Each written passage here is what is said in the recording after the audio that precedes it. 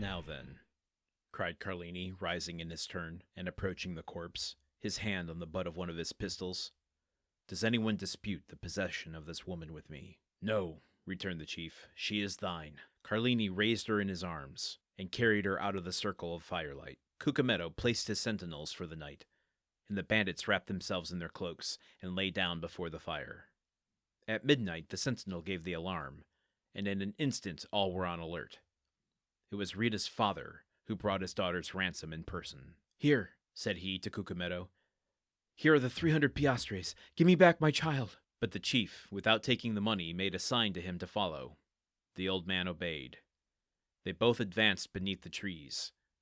Through those branches streamed the moonlight. Cucumetto stopped at last, and pointed to two persons grouped at the foot of a tree. There, said he, demand thy child of Carlini. He will tell thee of what became of her. And he returned to his companions. The old man remained motionless. He felt that some great and unforeseen misfortune hung over his head. At length he advanced towards the group, the meaning of which he could not comprehend. As he approached, Carlini raised his head, and the forms of two persons became visible to the old man's eyes.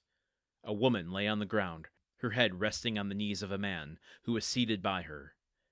As he raised his head, the woman's face became visible. The old man recognized his child, and Carlini recognized the old man. I expected thee, said the bandit to Rita's father. This is from an article called Alexandre Dumas, published in Blackwood's Edinburgh Magazine, July 1873, by Margaret Oliphant. We owe more innocent amusement to Alexandre Dumas than to almost any other writer of his generation.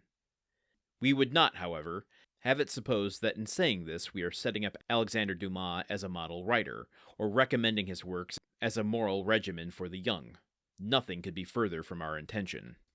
All that we venture to assert is that he is purity itself and good taste itself in comparison with the more recent and much more pretentious school of fiction which has openly dedicated itself to the study and elucidation of vice, and which is generally meant when the contemptuous phrase, quote, the French novel, end quote, drops from the British lips. She goes on to say, he appeals not to the deeper principles of nature in his hearers, nor to their sympathy with the struggles of the heart and the soul, the complications of will and passion, ... but to that which is universal in us, the intellectual quality, if it can be justly called intellectual at all, which most entirely pervades humanity, which is common to the child and the sage, the simplest and most educated, that primitive curiosity and thirst for story, without which man would scarcely be a man.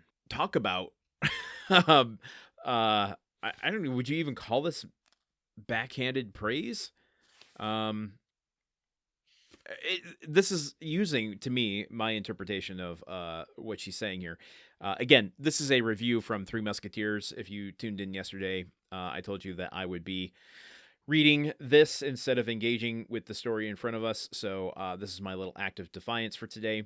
The review goes on, but what is she saying here exactly? That she's using all of these words to basically say Dumas is a guilty pleasure, but that there's power in that he is dedicating himself to the story, which is something that both children and adults, educated and uneducated people, everyone can appreciate and thirst for.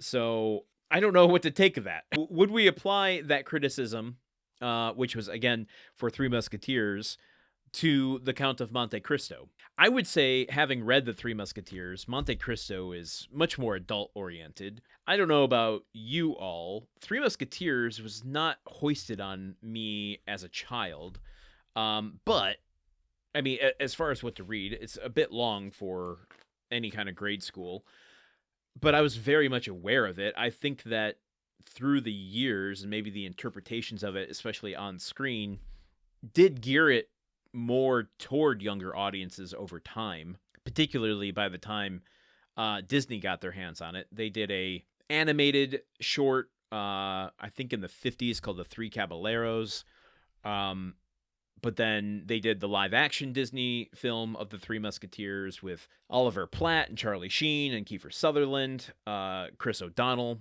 Tim Curry, and I think that was geared a bit more toward children. I don't think you can do that with the story of Monte Cristo. Because Three Musketeers, the book, I think is a bit much for a kid, but the themes in it are much simpler to understand. Monte Cristo, when you are a child, even a teenager, I guess maybe as a teenager you would really start to develop into these emotions, but the idea of being wronged and seeking vengeance and changing yourself, that's not going to appeal to anyone under the age of 15, I don't think. 13, maybe.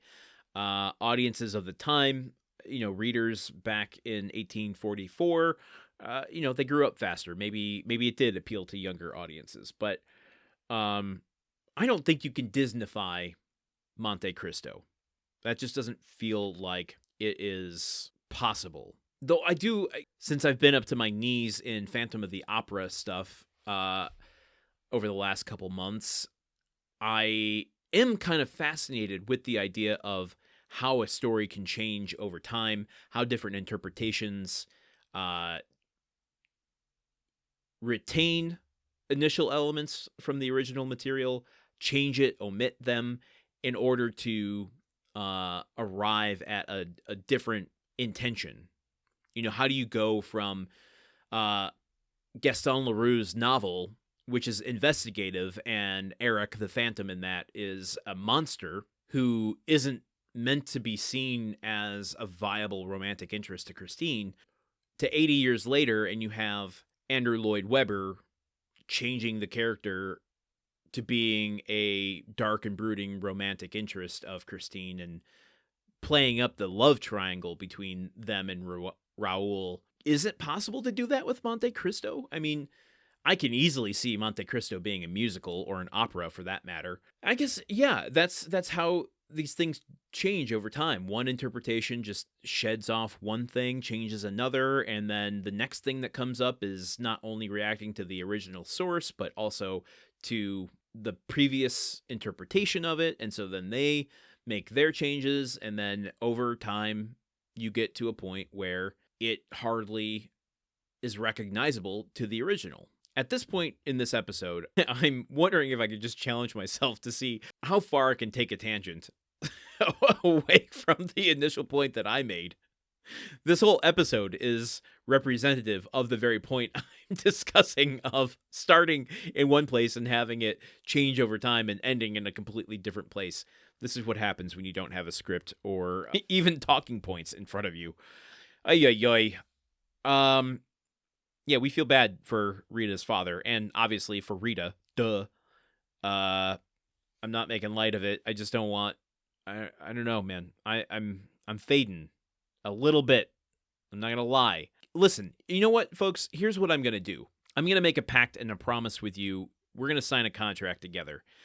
I'm gonna keep going through these episodes, give you my in the moment reaction to them, without knowing where we're going or what the point is. And then in the final episode of this chapter, I'm gonna go and have read the entire chapter all the way through, so that I'm not getting this modular version of it day after day, and I can give you a better summation of my impression of everything that was revealed to us here. So stay tuned for that. And of course, this is a moment I'm pleading with you. Please sign up for the Discord and help me.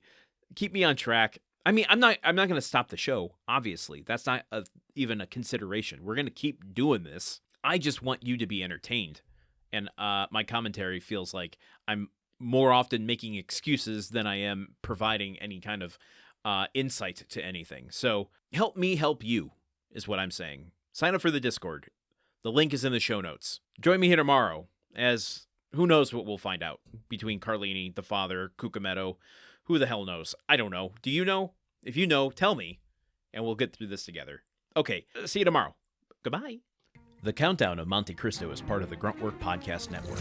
This show is produced, edited, and hosted by Landon Solano. The original text of The Count of Monte Cristo by Alexandre Dumas. Theme song by Magic Solo. If you want to support the show and others like it, visit patreon.com/gruntworkpod. Thank you for listening. See you tomorrow.